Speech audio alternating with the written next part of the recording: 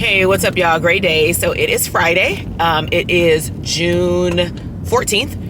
I am currently going out to Los Angeles. I'm going to be hosting 2 workshops today with transitional age youth, 18 to 25. We are talking about emotional regulation and healthy relationships. So I'm going to be taking you behind the scenes per request of the community right here on YouTube and also on Instagram. They told me that they want to see more of what it takes to run a business behind the scenes versus just workshops and the strategies. And so that's exactly what I'm going to do.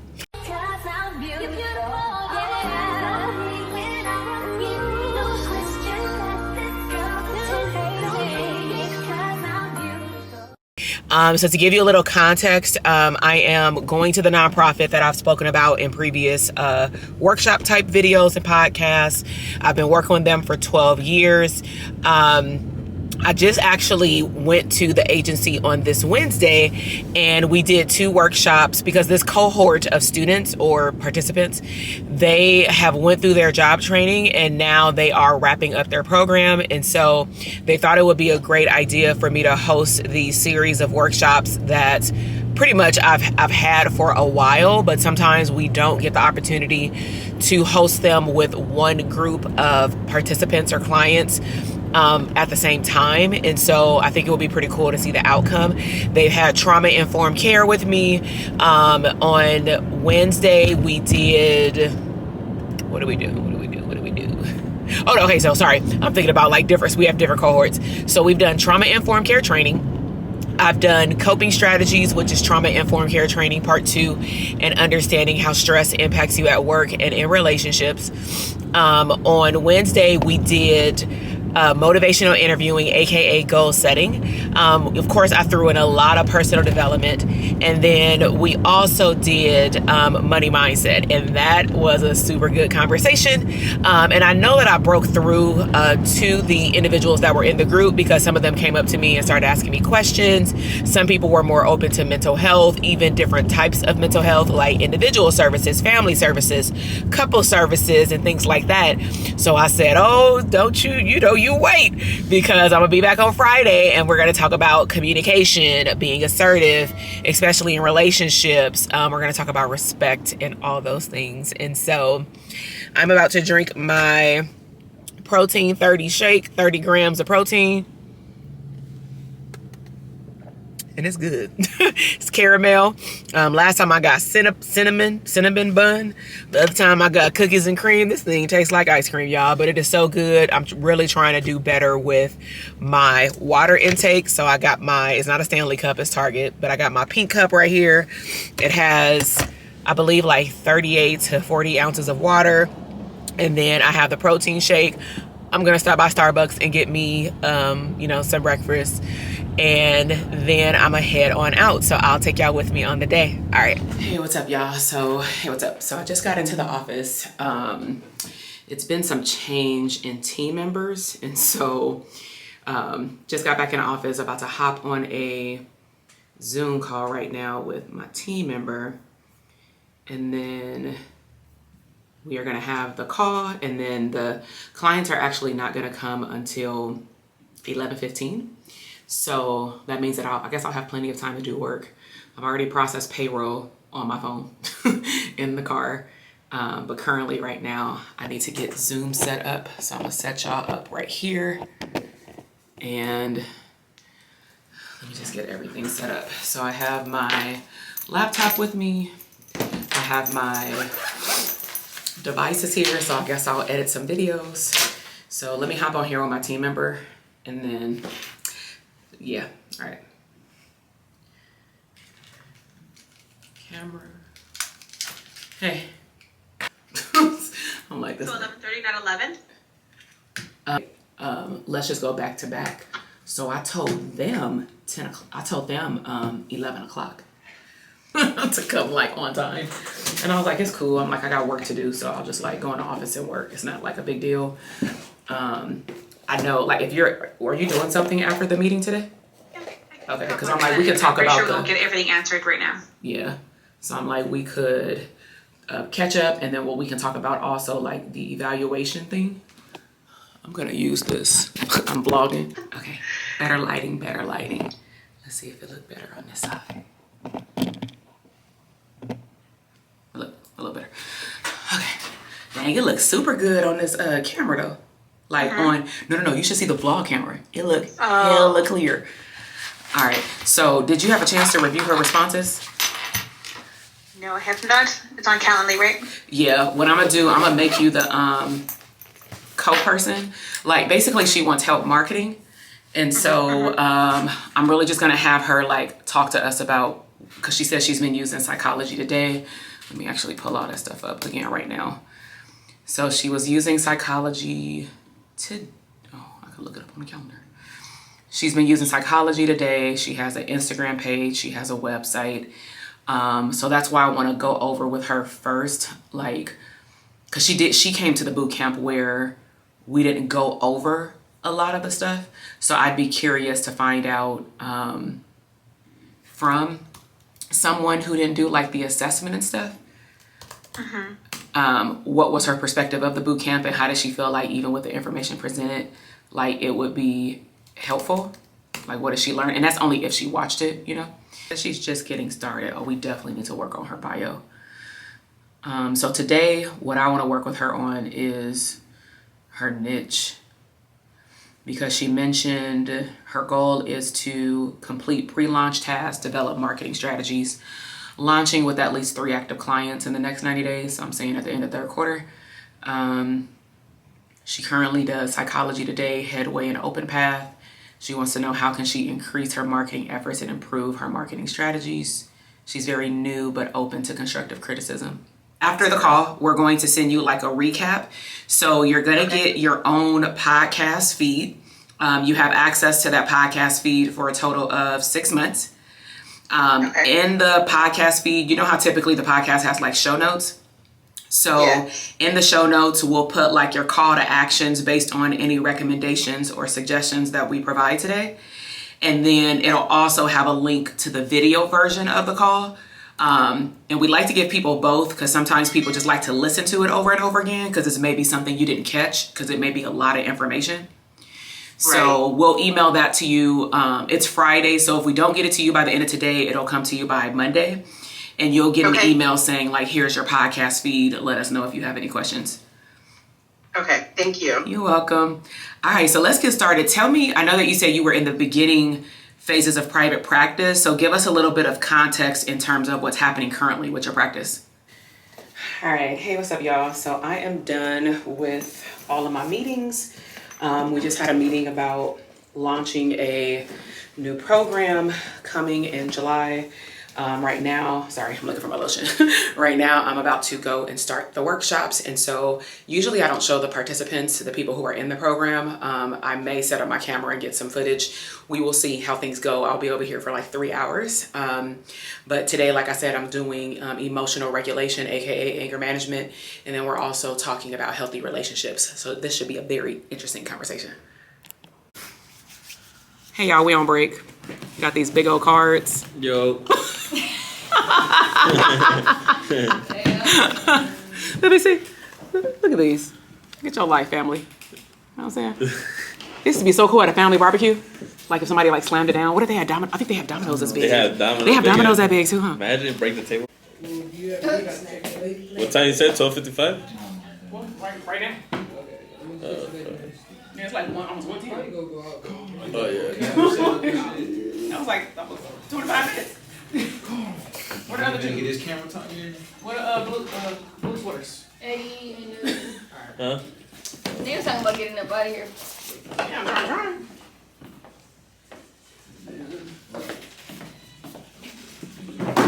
I'm not tripping. We still gotta be here until we get our stipends, anyways. Y'all gonna get it when I'm done. That's what I'm trying. Uh. So go get your speaker. Yeah, let me go. Like they were just in here. So I learned this early on working in group homes. I worked with group homes where it was all males. So being a female, one of the trainings that they gave us is, I don't care how cool you and the kid are, etc. For male to male, they had like it was a 1 arm's length like bubble. So basically that meant that if anybody, unless I asked them to be, if I'm a male and I'm talking to a young man, you have to be like, if I put my arm out and you in it, you get whatever I put out. Because culturally, I mean, we're all different. When I say culturally, culture is just not race. It's based off how you grew up. So everybody has been taught directly or indirectly how to communicate to people.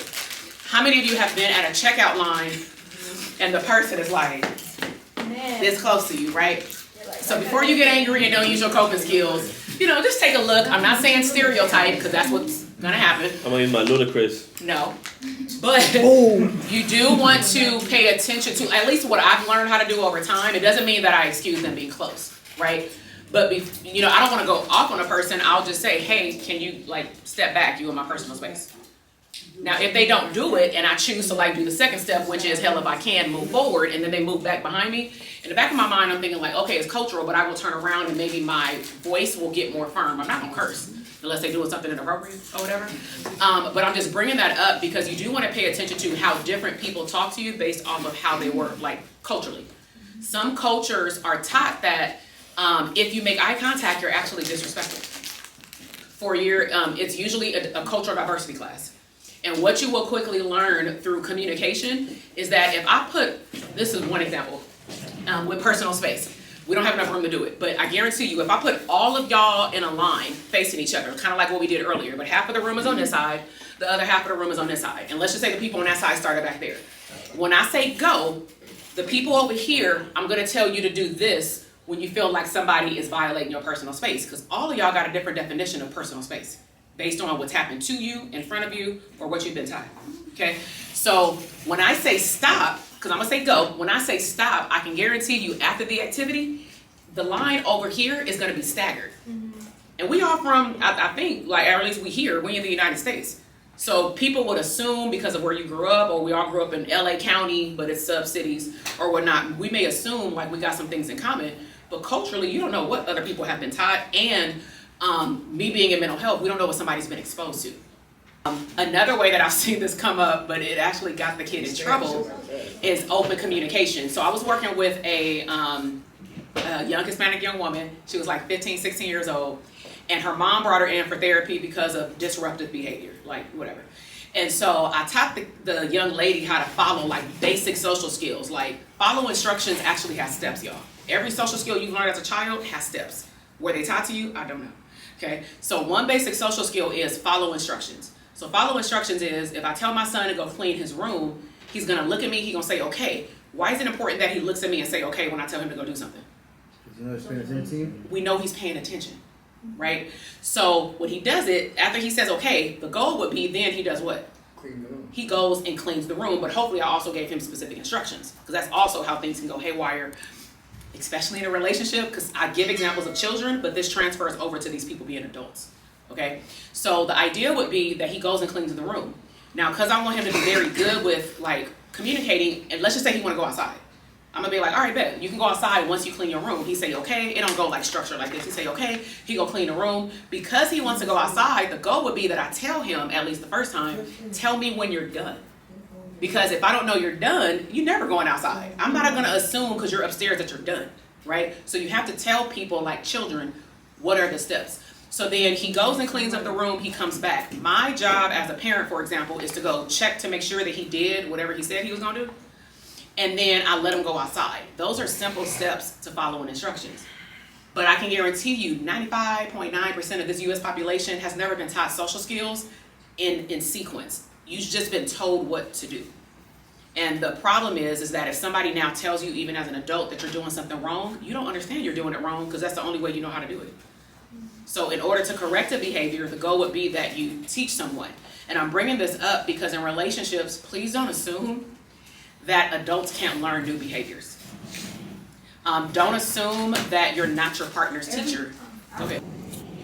Hey, what's up, y'all? So I left the nonprofit a while ago.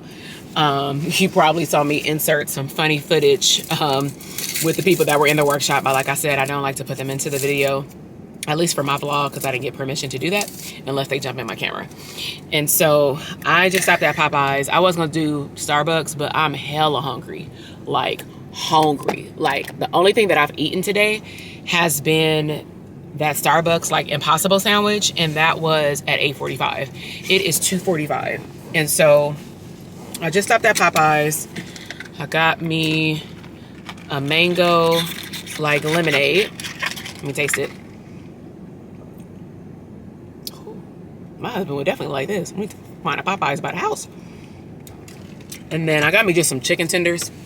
So I need to set up because I am gonna have about an hour and a half to drive home. It is Friday. I need to hop back on this freeway before it picks up some more. But I end up getting like 3 chicken tenders. Sorry, I had a moment.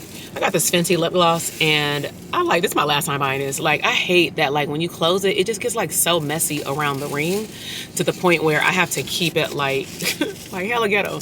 I gotta keep it like locked up so that it don't spill everywhere, and it's like annoying. And then I got like inserts in my purse with like some nice stuff, and it be getting like everywhere, so that's annoying. But I'm gonna set up my lunch. The workshops went really well. In total, they received 6 plus 3. I'm gonna say 90 minutes per 6 workshops. So whatever that is, 6 hours plus 3 half hours. So they got a good amount of training by far. They have been the only cohort that have actually completed an entire, like, I'm gonna say program.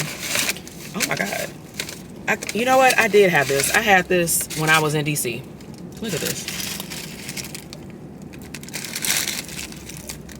Like, here, let me show y'all. This is hella good.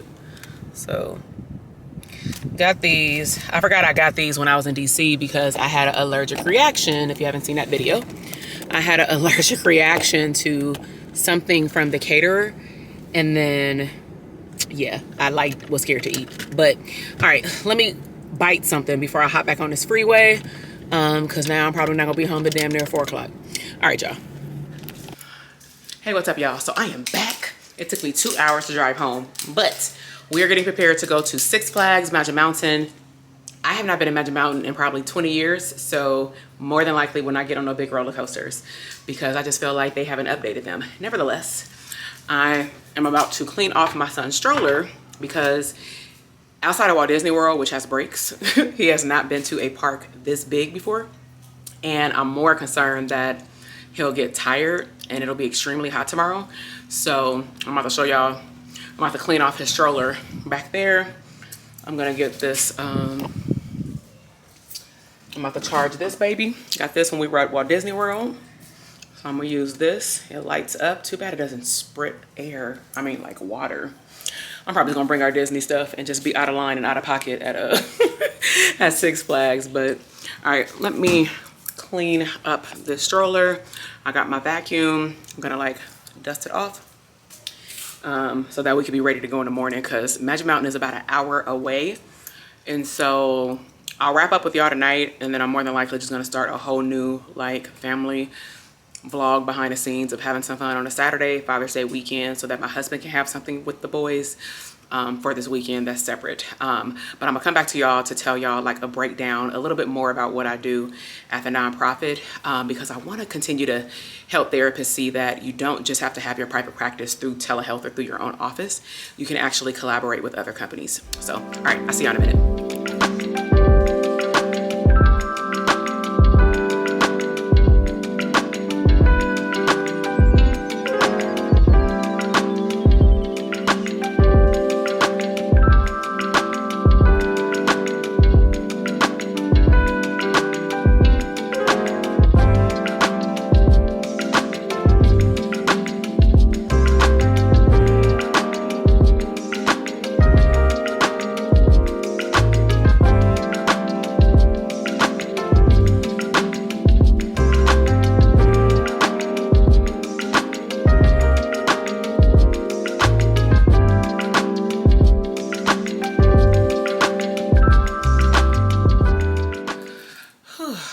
Y'all, so it's hot.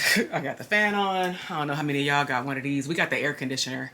However, if I turn the air conditioner on, you will not be able to hear me. So I just ran upstairs to close out this behind the scenes. I know it was super short, but I just like taking mental health therapists behind the scenes of what I do at the nonprofit. So if you have not seen my previous video about private practice funding, And how did I secure 5 to 6 grants? Not that I applied for them, but that I was written into someone else's grants to expand my private practice, even as a solo practitioner, not a group. I would highly encourage you to go watch that video. I'll make sure to link it below. But ultimately what I do is I do trauma-informed care training. That's the main workshop that I am contracted to do. But over time, as you start to get to know an agency, get to know its clientele, get to know the staff, you will recognize patterns of how you could add value to the agency. And one of the areas that I highly focus on is quality assurance, and quality assurance starts with the intake, with the first point of contact with the client. And so that really starts at the top with the staff. So a week ago, I did a training with the staff on just a more in-depth psychological perspective of the assessment, the intake with the clientele. And next week and the week after, we're going to do like a part 2. I'm going to also expose the staff to some of the trainings that I do related to trauma with the staff, so that at least when they are following up with the clients, so let's just say if they are the coaches or case managers, or maybe they're even the supervisor, I'm just really encouraging all staff that when their clients come out of the room, that they check in with them within a week of seeing me, because sometimes they can get triggered, and we want to make sure that they are linked directly with mental health services. And so I don't provide one-on-one therapy. That's more on a crises case-by-case basis. And that's really, I've usually only done it literally for a crisis, where the participant or the client is there and I am readily available. Or I have done it where I've done intakes to give the coaches or case managers a different perspective of what else may be going on with the client. Because as a mental health provider, you know that people do not give all the information on the first session. Some people take months to come out with like all the things that are happening with them. And then I work with a very marginalized population in South Central, where most people are from all over Los Angeles County, Compton, South Central, Watts, just like different parts of LA, right? And so as you could imagine, based on where people grow up at, where they were raised, which is part of our training, trauma becomes very normalized until they're not in that environment anymore. And sometimes that comes up when they go to a workplace, because they deem things as normal, but it's not normal. They deem certain conversations as normal. It's not normal. And so I want them to be exposed to what else is possible for their mindset, for money. I bring in personal development.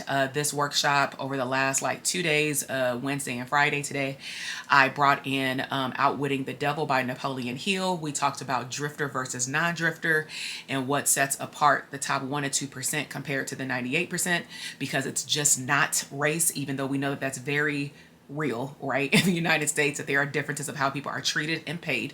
But at the same time, we contribute to even being the top 1 to 2% in what we do have control over. Like for me, I'm the top 1 to 2%.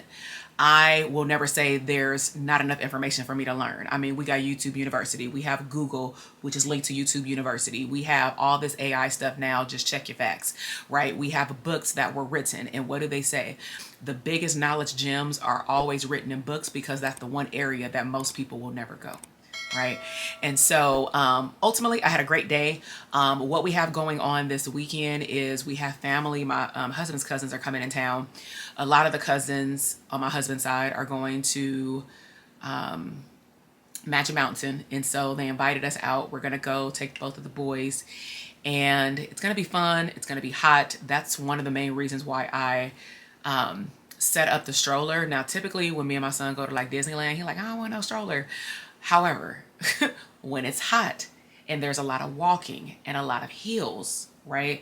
And personally for me and my backpack with a lot of water, okay? Because they be trying to charge $10 for a water like this. And I can go to Sam's Club and get 36 of these for $5. And so I usually I'm probably gonna go to the store tonight, and I'm gonna freeze some of the water, and then I'm gonna bring one of those, or probably 2 of the water bottles that keeps the bottles cold, and put some ice cubes in there or something like that, because I also know drinking soda all the time, it makes your mouth dry. But what I was getting at with the stroller is that my son will say he doesn't want the stroller, but then he'll say, oh, I'm tired, it's hot. And at Magic Mountain, there's rides for him to get on, so more than likely me and my husband are going to be separated, where I will take the other little cousin with us. The only thing that sucks is she ain't got no stroller, but we'll figure it out. I don't know, maybe they can squeeze in there together, but because it's not like a two-part stroller, or maybe they could just take turns. I'm not sure, but either way, I'm still gonna take the stroller for my backpack, because I will have this vlogging camera, I will have my tripod for us to act the fool and have a good time, right? If we want to do like a picture and set up a timer, because at this point, my whole life is content, whether it be for our family vault or whether it be for business. I just like to capture everything, but I don't have to choose to use everything. And that's the mindset that I would like you to approach is, you know, capture footage for memories. And if you choose to use them, you do. If you don't, it's in your vault. It's good. And I know that not everybody likes to capture stuff in the moment. You want to be in the moment. So if that's you, that's perfectly fine. But I know that my business was built off of taking people behind the scenes and letting them know the real deal in terms of what business really looks like versus me just teaching. So I'm going to leave you with this quote. It's like a longer quote, right? When you think about business success, we're going to apply the 80-20 rule. So some people look at the 80-20 rule in terms of like delegation, CEO-ness, and all those things, but that's not what we're talking about. We're talking about the mindset versus strategy. So how I would like you to start approaching business, if you would like, is that in order for your business to grow and then to scale, meaning you work less and earn more, is that you want to apply the 80-20 rule, which is 80% mindset, meaning mindset work, personal development, reading books, listening to books, revisiting old online courses. It can include spirituality, but 80% mindset is what you should be focused on every single day, and 20% strategy, meaning I can teach you every single strategy that I know. I can expose you to people that I am mentoring under that make 8, 10, 12 million dollars a year. But at the end of the day, we can all lay out all of these Lego instructions for how to build a profitable business, no matter what stream of income you have. But it does not matter if you're not confident. It does not matter if you do not believe that you're worthy. And it does not matter if your mindset is so limited where you stop dreaming. So with that said, mic drop. I'll see y'all in the next video. Bye.